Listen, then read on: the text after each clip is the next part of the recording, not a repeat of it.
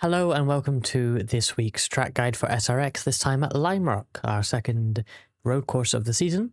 I'll be racing this on Friday and Saturday. Here are the time slots that I try and run with my community each week. I hope to make the first and second of these, I believe. So especially the Friday one, I can definitely make that. So hopefully see you at some of those, but let's get into the track guide. Not a lot of shifting needed, which is nice.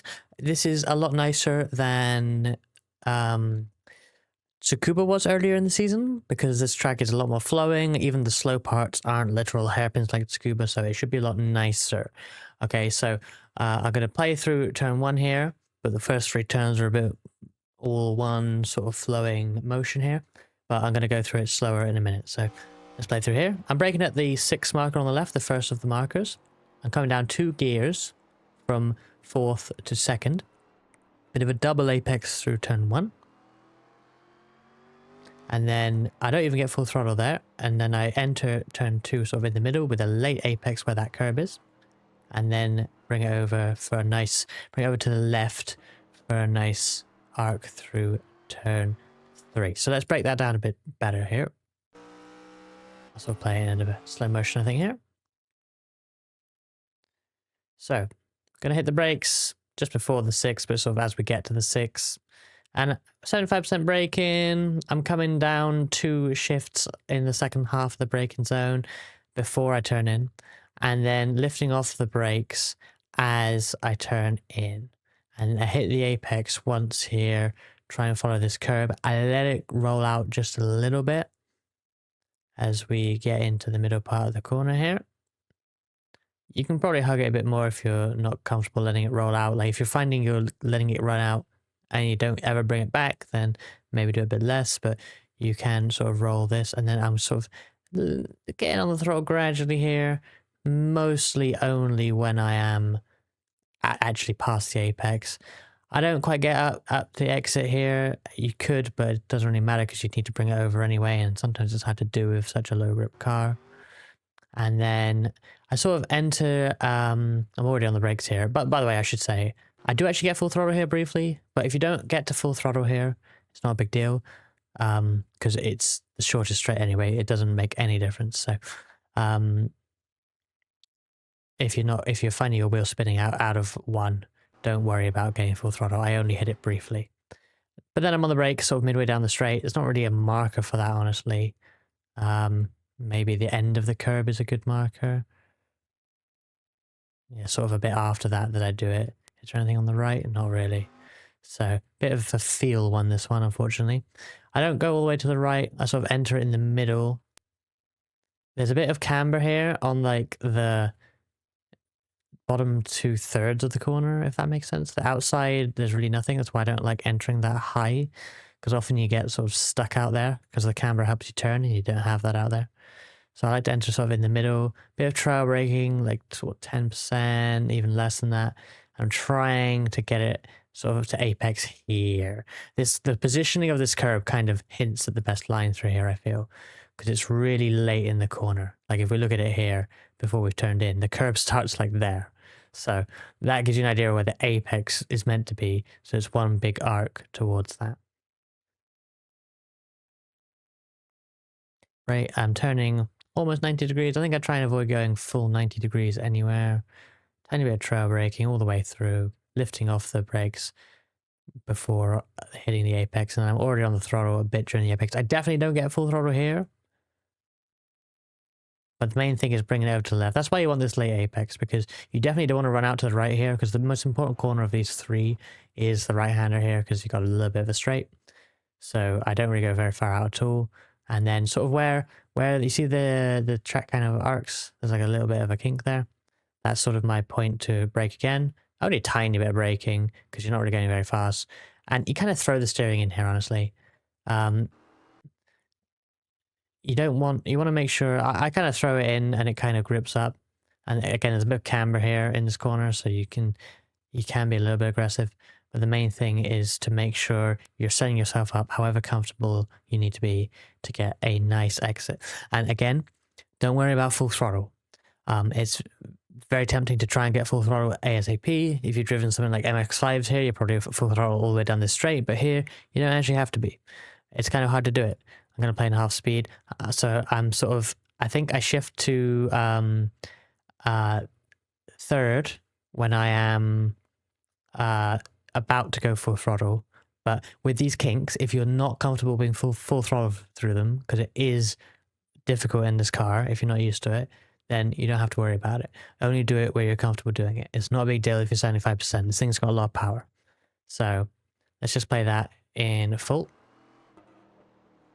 Throwing it in, hitting that apex, gradually on the throttle, and then I shift up and go into 100% throttle, because at that point I have enough grip. But you know, stay on the left plenty, and give yourself the arc in. Like in other cars, this isn't really a corner, but in this car, it can feel like it. So full throttle until I shift up in the corner, and then a full throttle. Feel free to do that after the apex here if that's easier, because I am doing it while turning. Might be a bit weird. I stay in third for the rest of the lap, by the way, until I'm on the front straight. Then I shift to fourth. My braking point, again, there's a little, you see the white line kind of kinks here. That is where I brake. So we're going to go to, I actually go 100% very briefly, but then come down straight away. If you only want to go to like 75% or something like that, then that's fine. I'm being quite aggressive here. And of course, if you need to back up the braking, brake earlier, do so. Same goes for turn 1. I stay in third. I don't actually shift down, but I try and keep a little bit of trail brake as I turn in, but I find you want to be off it as you're apexing. So I come off it right at that point and let it roll through, and then kind of hit the gas when I'm beginning to go up the hill. Obviously, you can use the compression of going up the hill to give yourself a bit of traction, get some power down, and get it to go, feels like it rotates a bit better when you do that, but that might just be me. But this crest is deadly.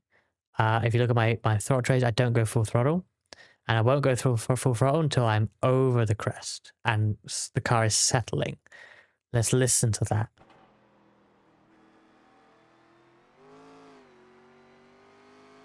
You can hear the revs leap over the crest. Let me turn up the volume actually, because this might be a little bit quiet in the video. I just want to make sure you've heard that. Turn that up here. I'll play it once more.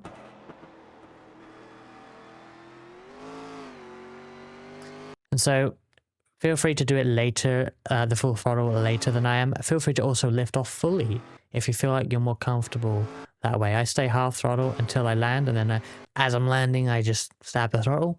But again, take the concessions where you need them if it's uncomfortable.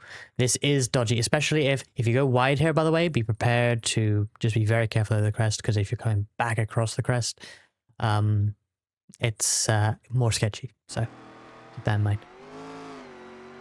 Staying in third, and it's kind of similar here. There's not really any good braking marker for this one either, honestly. Yeah, there's not really anything to go on here. So again, a bit of a feel one, unfortunately. I do get to 100% again. It's quite an aggressive lap, but feel free to back that up and brake a bit less. You want to avoid hitting too much of the curb, you can kiss it. There's a bit of a slant and then a flat bit. I find on the slant, you're okay. Doesn't kick you out, but if you go get your wheel on it, it's probably going to send you wide, if not make you spin. So keep that in mind. So again, heavy braking, then lifting off as a turn in. I think I'm maybe 15% down to 10% trail braking as I get to the apex, at which point I'm off the brakes, and then gradually putting the throttle in as I open the wheel. Obviously a little bit of curb to use here. This is pretty much as you can go, obviously. So feel free to take it a bit easier if you find yourself going off the track there. Here, sometimes I feel like I can shift to fourth and go through this corner. Maybe you might prefer fourth through this corner, but I don't really like shifting down the hill. If you could also probably try shifting up to fourth here and running this in fourth. I feel like third's better.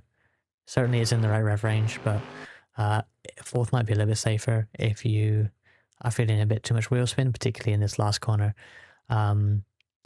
And yeah, so what I'm going to do here is as I go over, there's a bit of a crest. and I'm still full throttle over the crest. But as I get sort of settled over the crest and into the compression of the downhill, that's when I slam on the brakes, and I get almost a full brake in there, and then lift off to a tiny bit of trail brake. Very similar corner again to the previous one, and then wind on the throttle as I wind out the steering, and take a bit of the curb on the exit, and then I shift to fourth here. If this is a bit uncomfortable, you could try starting your braking like on or slightly before, like under the bridge basically. But just bear in mind you probably have to brake very lightly at this first part because the crest is gonna lose your grip.